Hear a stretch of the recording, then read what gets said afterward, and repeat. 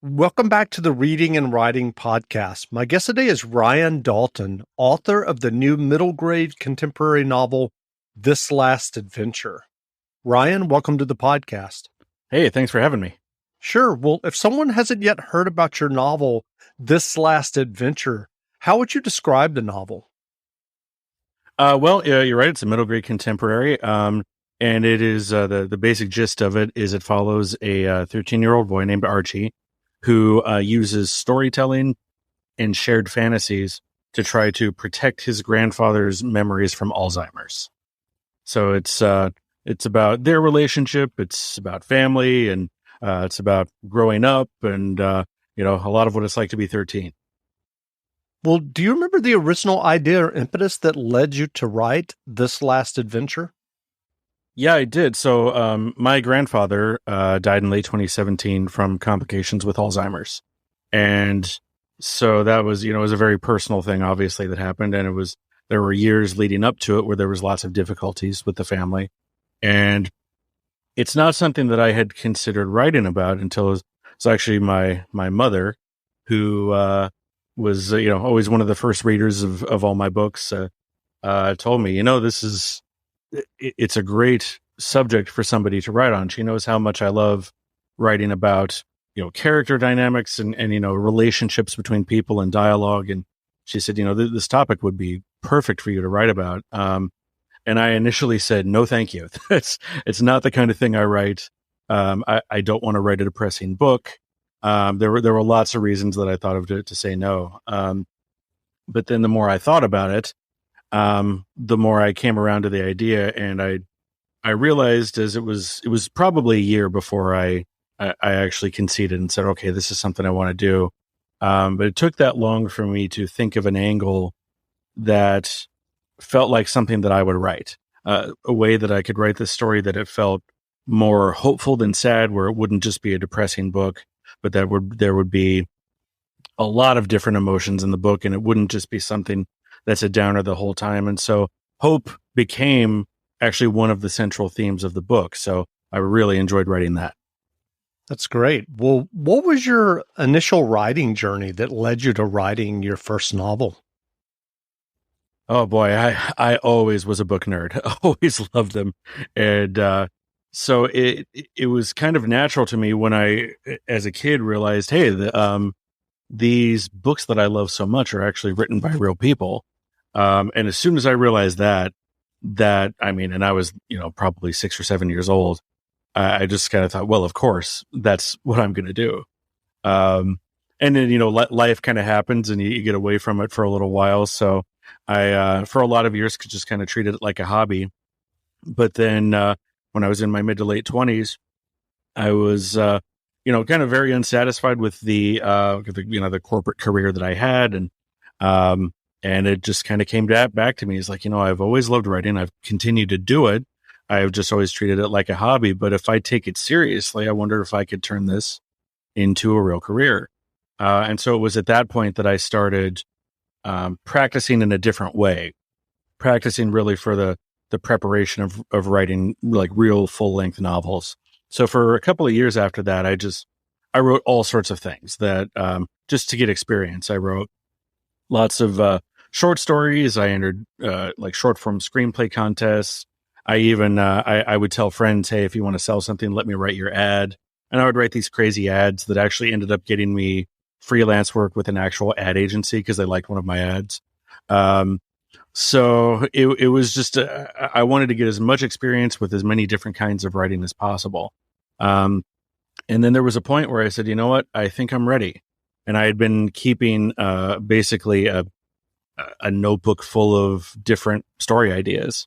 And I went through that. I probably had 20 or 30 at the time, and started just paging through it and saying, okay, what stands out to me? And I ended up coming to this one idea that became The Year of Lightning, my first novel. And I said, this to me is the most interesting. And so I started right away. I started outlining, and the rest is history. That turned into a trilogy that I sold. And now here I am with my fourth book about to come out, which is a completely different type of book. Well, your book, This Last Adventure, is a middle grade novel. What appeals to you about writing middle grade novels? This is my first middle grade, so my first three were young adult, Mm-hmm. which I thoroughly enjoyed. But when I was that was one of my breakthroughs for this story, actually, because it when I realized the tone that I wanted it to be more hopeful, and that I needed a main character who would be willing to do the things required for the story, and be able to find hope in what feels like a hopeless situation, and have some more brightness to it. I realized, this can't be YA. If it was going to be YA, it would need to be darker. It would need to, be angstier probably in order to be believable for an older teenage kid. And then it just hit me, this needs to be middle grade. I need to have a character who's young enough to be able to still believe, and, at that point on, there was no going back. Once I realized that, I was full in on middle grade, and I had already been reading and enjoying middle grade anyway. So, it was exciting to dive into it and try something new. And now, having written one that I really liked, I've really fallen for writing middle grade. So, most of the things that I've written since, and I'm planning to write it in the future, are middle grade. That's great. Well, what was your writing process when you were working on This Last Adventure? Did you outline the novel extensively or just dive into the narrative? I'm a pretty heavy outliner, especially in my previous series. I was a very heavy outliner because those had time travel, they had mystery, they had a very large cast of characters, and so through that experience, I knew I needed to be a very careful, very heavy outliner just to keep everything in my control, so that it doesn't just kind of so that I don't lose track of anything. It ends up being a big mess. So ever since then, I have been an outliner. And the type of way that I outline is different for every story, though. So with this one, I didn't have to be nearly so deep divey on the outline. I had a basic outline for the character arc. So I always have a separate outline for character arcs. So I start out thinking, okay, where do I want them to start out? And then where do I know I want them to end up? And from there, I plot essentially the main inflection points of their character journey. And that's one outline. And then I have the plot outline, which tends to be iterative. So I have a few levels of outline. I've got the high level one, which, may just be a few pages or kind of a timeline, where I've got the high points and the main things that are going to drive the developments in the story. And then I have an outline that's more up close, that goes kind of chapter by chapter. And I do that outline in chunks, because when I'm writing, I still want to leave room for, if I come up with something in the moment, or a character does something kind of unexpected in the moment that I really like and I want to run with, I still want to be able to factor that in. So I'll do that closer up outline, the more detailed outline, just maybe a few chapters at a time. And then I'll go back and write those chapters. And then I'll stop and outline a few more chapters, and then I'll write those. And with Archie, I always call it Archie because that's the main character. I was a little more freeform with it. Like I said, I let myself at times just kind of write what I was feeling about in a certain scene, and just let the characters explore what was happening without much of a plan in a particular scene, knowing that I could go back and say, okay, how does this scene fit in with everything I'm trying to accomplish? Because it's emotions are very much a theme of the story, and an integral part of it, more than my other stories, just because it's such an emotionally charged situation dealing with Alzheimer's. I wanted to let the story and the characters have a little more control of themselves than I might normally have done. Well, are you working on a new novel now? Oh yeah, I'm always working on something. So in last year, I wrote another middle grade, which is sort of urban fantasy-ish, a little bit, and we're currently shopping that around. Publishing is extremely slow right now, so Sure. So yeah, I actually wrote that in parts of 2019 and 2020, and so we've got that out there now. And then I took a little bit of a break, and I'm spending now, a lot of time on this book, on getting the word out about it and all that. So I'm kind of in publicity mode right now. But then in February, right when this book comes out, I know the next book that I'm going to start.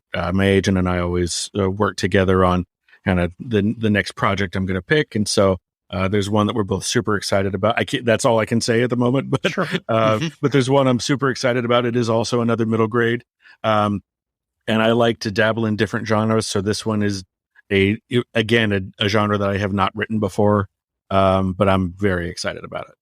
That's great. Well, what writing advice would you offer for those who are working on their own stories and novels? A theme of a lot of the writing classes that I teach is when it comes to developing your own voice, which a lot of people hear, but it's hard to kind of quantify what that means. Part of how I describe it is embracing your weird. So whatever makes you different, whatever makes you interesting, whatever thing you bring to the table that not everybody's going to bring to the table, don't hide that. Don't try to bury that and just write something for what you think is going to be the masses and have mass appeal.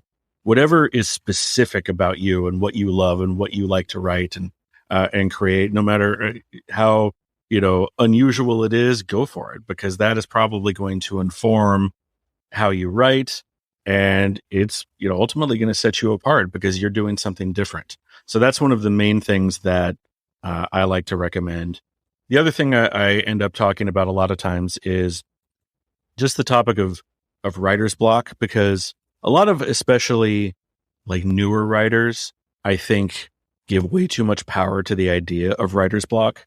And Sure. Of course, you may have days or small periods where writing is very, very difficult. But I think especially newer writers think of it almost like it's a virus you can catch, that, oh, I've got writer's block, I don't know what to do. Well, what you do is you keep going.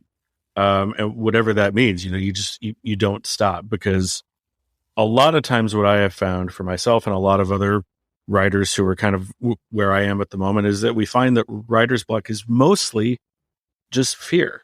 And, of course, there's, if you got a tragedy happen in your life, that's one thing. But usually writer's block comes down to fear of not being your best, fear of not writing up to what you want to write, just fear of not being good enough in your writing. And the way that you conquer that fear is to just outrun it. Keep going, start writing. Even if you're not feeling it, start writing and you'll start feeling it again.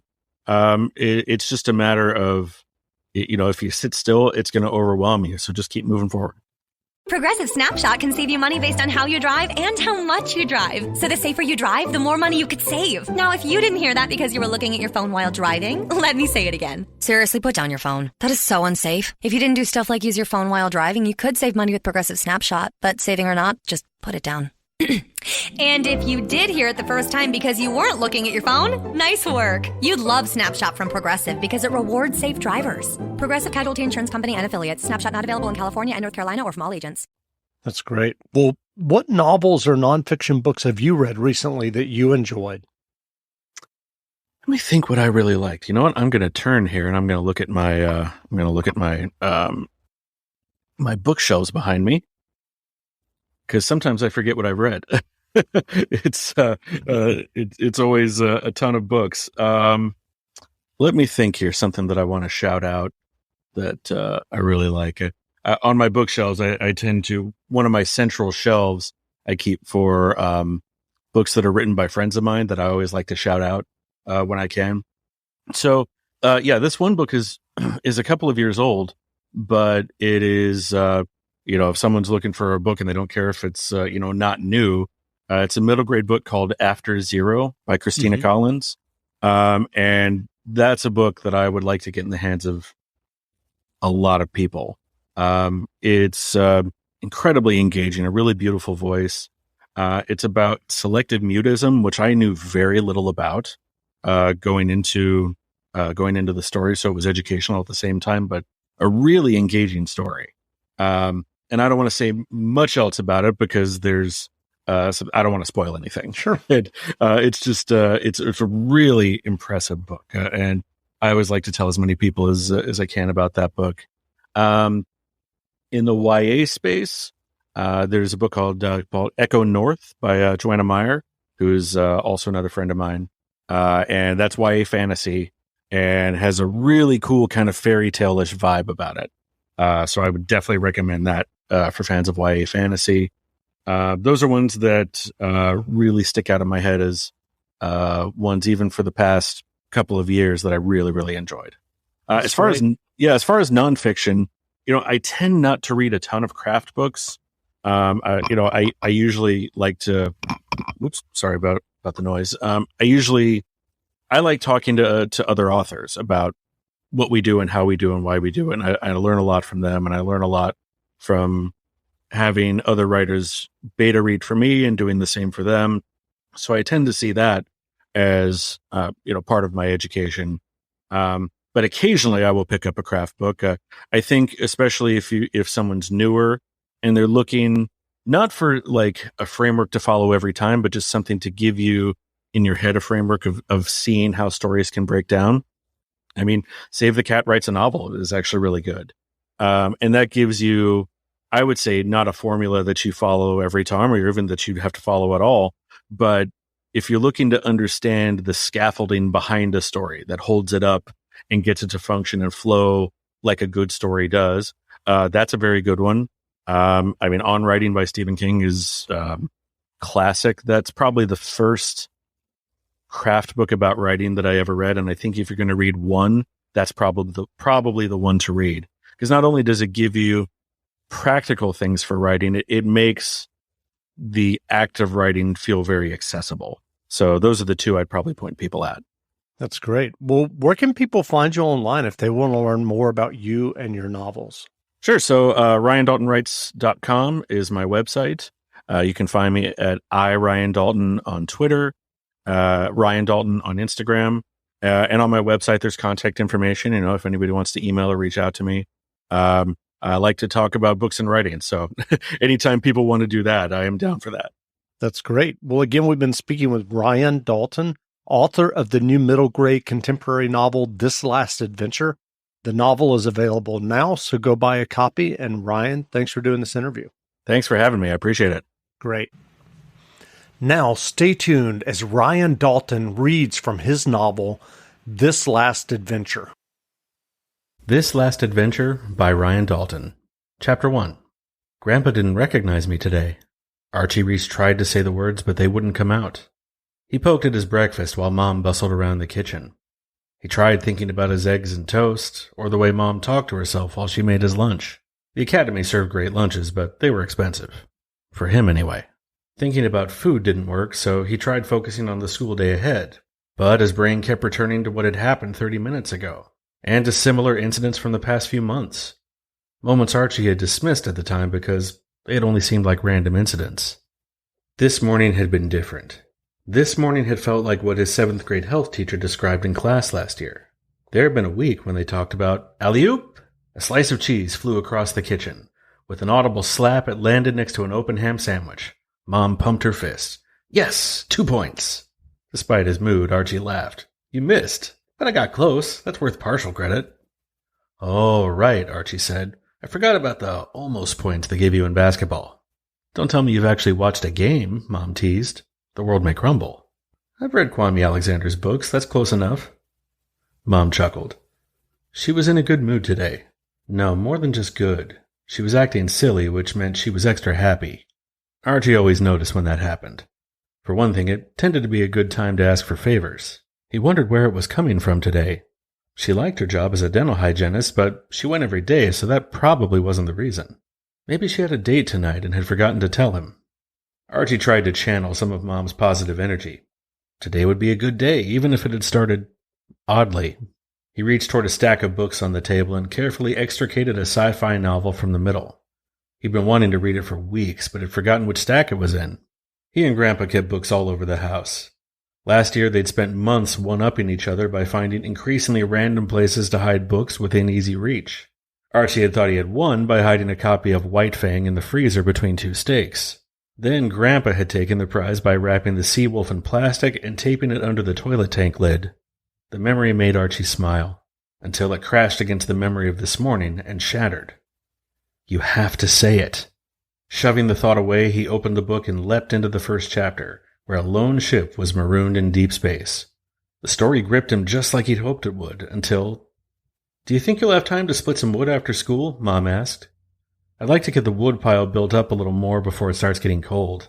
His concentration crumbled. He stifled a sigh. "Oh, sure." "Great. Oh, and I was thinking that when Grandpa's with his crew on Wednesday night, you could come by the office after school and then we could pick up dinner on the way home." "Yeah, cool. As long as Zahira won't mind me doing homework in the waiting room." "Are you kidding? You'll be someone new to talk to. Should probably pull up a chair for you at the reception desk." Mom turned away and he dove into the book again. But this time, the world on the page didn't come to life for him, and the characters didn't act out the scene in his mind like a movie. His bubble of fantasy kept bursting as the memory grew more insistent, refusing to be put aside. Archie and Grandpa had their morning routine, the same conversation to get the day started right. Until now, Archie never realized how much he needed it. "Morning, Grandpa," he would say. "Morning, Fletch. Ready for battle?" Grandpa would respond every time. Fletch was his nickname for Archie, though he would never explain why. "Always," Archie would reply. "Good. Then suit up."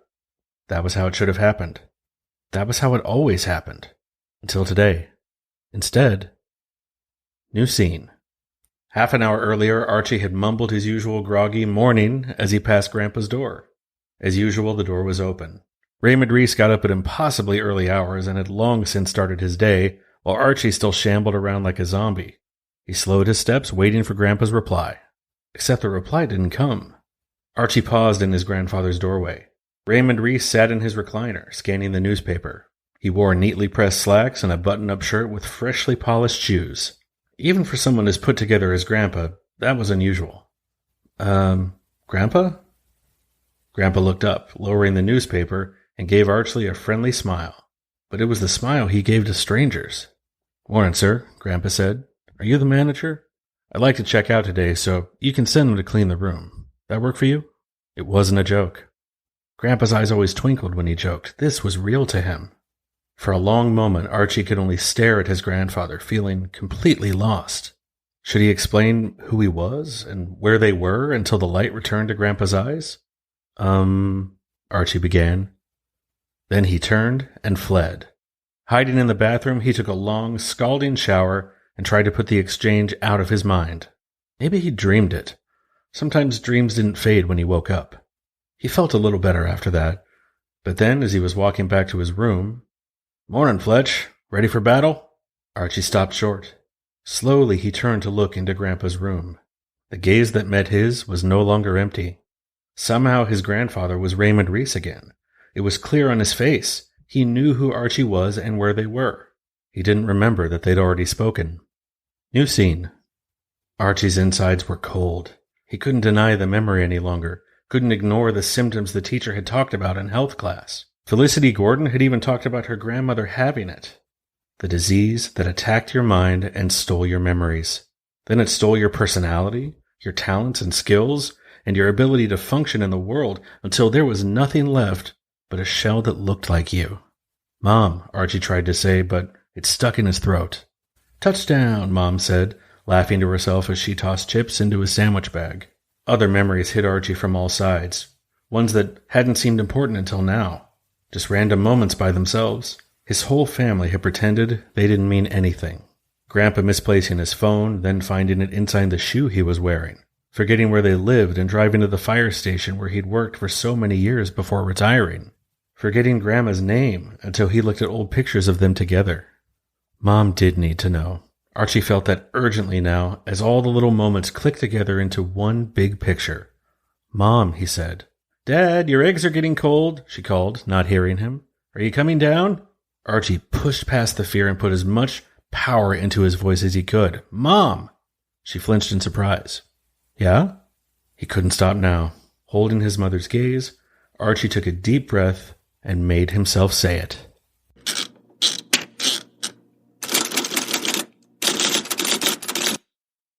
Drivers who switch and save with Progressive save over $700 on average, and those savings add up. Imagine what you could buy in the future.